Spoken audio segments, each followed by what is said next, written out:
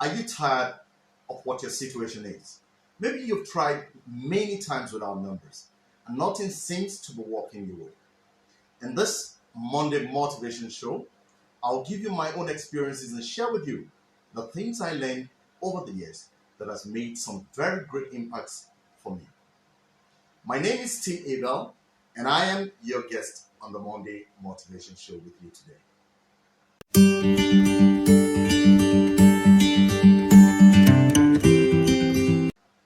Success only comes to those who are genuinely prepared to receive it. A whole lot of times, we are plagued with the challenges of life, from lack of monies, lack of foods, lack of jobs. Let me start by saying you're not experiencing anything that is unique to the human race. Your challenge has long been experienced by so many others. For some of those who experienced it, they failed to resolve it, while for others, they had great success in resolving it. Let me say this here. At some point in my life, I thought life was actually up against me. I would seek advice from people. For all that really came, I would say most of them came with this very common advice: see a man of God or go to a prayer house. While that seems to be a pathway, most of us are getting it all wrong. Seeing a man of God wouldn't resolve your problems if you haven't done the needful. So, in one of my personal experiences, I had to see all kinds of men of God. For some that I met, they had asked me to pay monies for them to go to the mountains for prayers.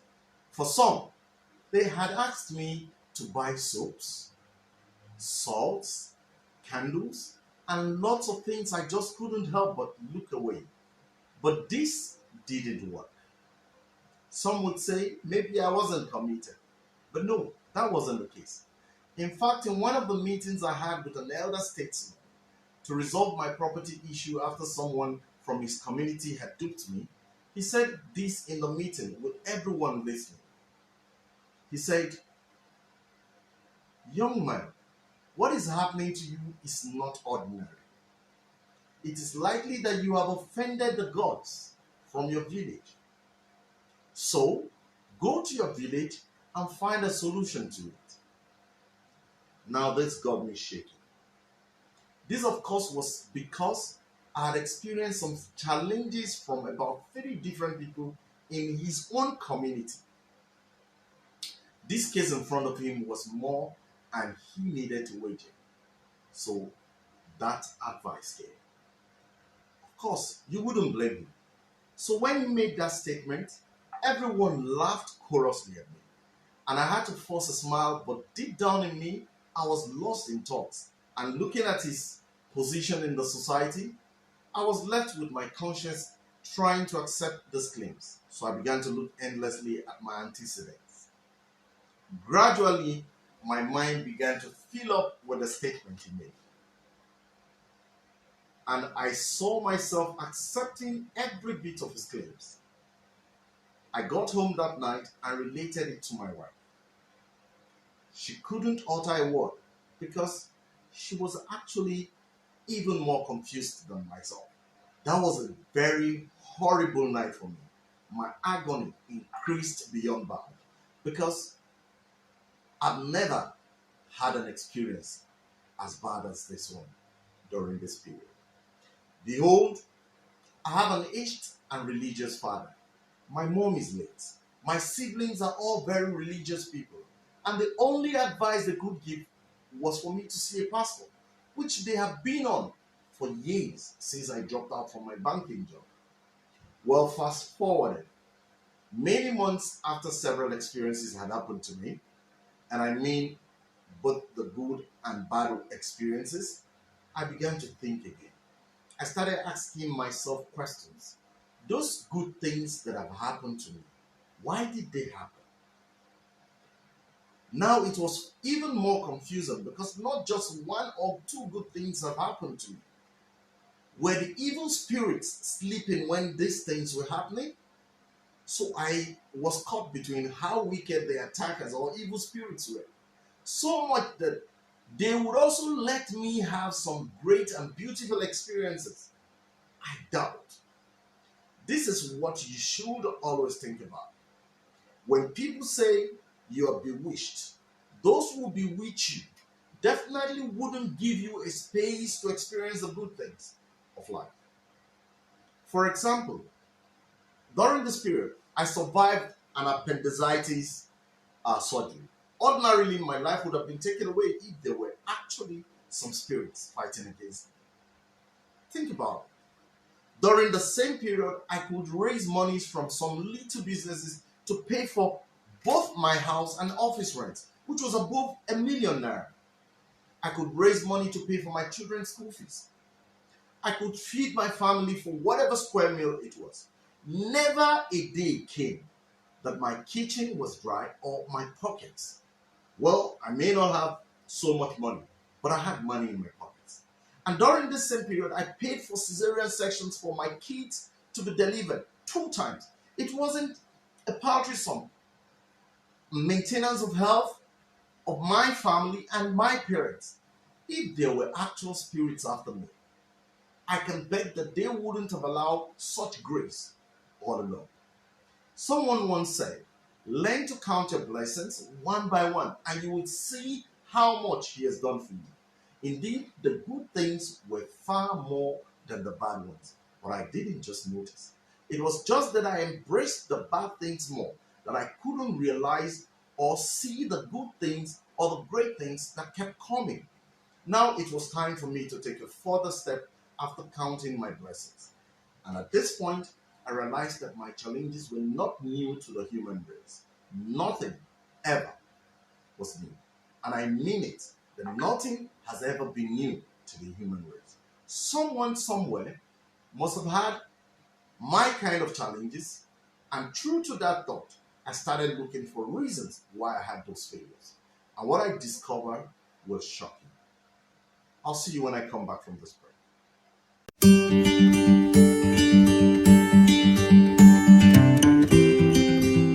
Welcome back.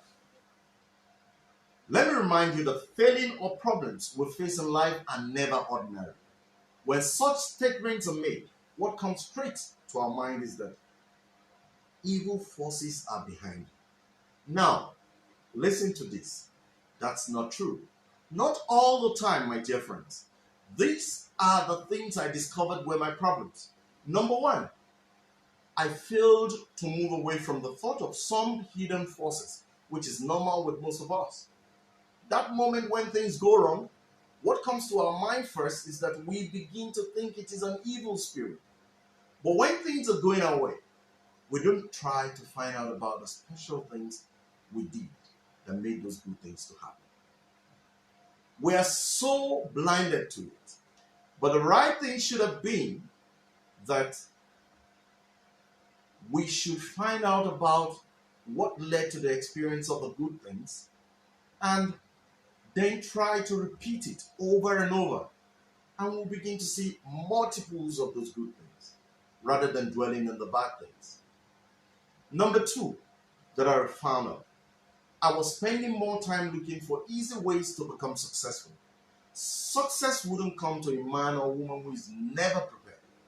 Those easy ways leave you with more thirst for bitterness than joy. For example, once a man starts having such challenges, he begins to listen to the quick money-making schemes. After all, many of our problems can easily be solved by money.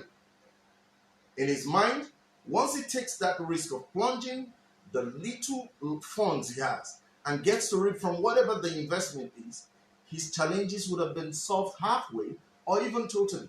So with the little 100,000 he has, he invests in that scheme. For example, the MMM scheme. Boom! The moment you invest, the MMM guys disappears. And then you come back and say, oh, this is actually true. The evil spirits are actually after me. Do you see how that blends well? Number three, another challenge I discovered was the fact that I was dealing with virtually everyone on face value. Now listen to this. It is a dangerous world Most of the people who are the causes of our problems have no ways of being identified as bad people in our lives at face values because their intentions don't appear on their faces. You must learn to select the people you want to be very close to. Also, you must learn to select those who should have a deep understanding of your activities. A man once said, make friends slowly and disengage them really fast. For most of us, we assume everyone who smiles or laughs with us are our friends. Listen to this again. In every 20 people you call your friends, only one can truly stand for you when things are going south in your life. So you better learn to choose your friends, not on face values. Number 4, when success comes, no matter how little, learn to celebrate it. Enjoy it. Enjoy the moment. It helps to increase your sense of consciousness to the wrong things that you do. It gives you a cause to go back to the drawing boards to look inwards. So, always learn to celebrate the good things in your life. Number 5, when failures come, don't look away. If you can cry, cry. If you can scream, do it. If you can beat yourself, then go ahead. But do not take your life. Just do it. Spank yourself well enough. Do you know why? As adults, no one gets to spank us anymore for the wrongdoings. In fact, people will ignore us and just gossip it. Now it's your time to do all of that to yourself. And don't end up without identifying the wrongs and promising yourself never to repeat it again. Feel the emotions, feel the pains, feel the ignorance, and act towards the positives. Number 6, this is one thing you must do after all said and done. Find a history backup to your experience. Learn from them.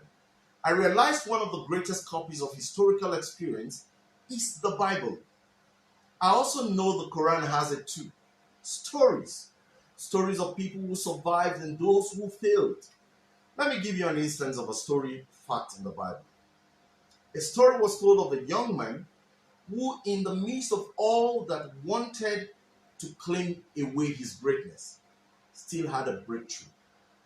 I know there are many, but let's take a look at Joseph particularly.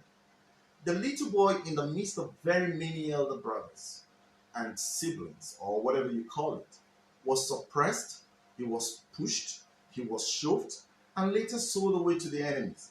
He started as a servant and later became a king.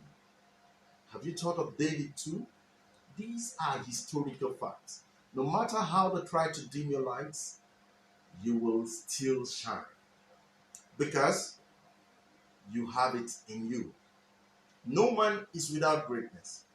Our failings is our inability to recognize the greatness each one of us has or possess. So just become conscious of this fact always, and you will see yourself making great progress. Uninhibited by the so-called spirits. Number 7, and in closing, very important, search for knowledge. Learn, read, and take action. Our problems are not just about our inability to take action. It is also because we are not concerned about finding the right information. We are mostly distracted by a whole lot of things on a daily basis.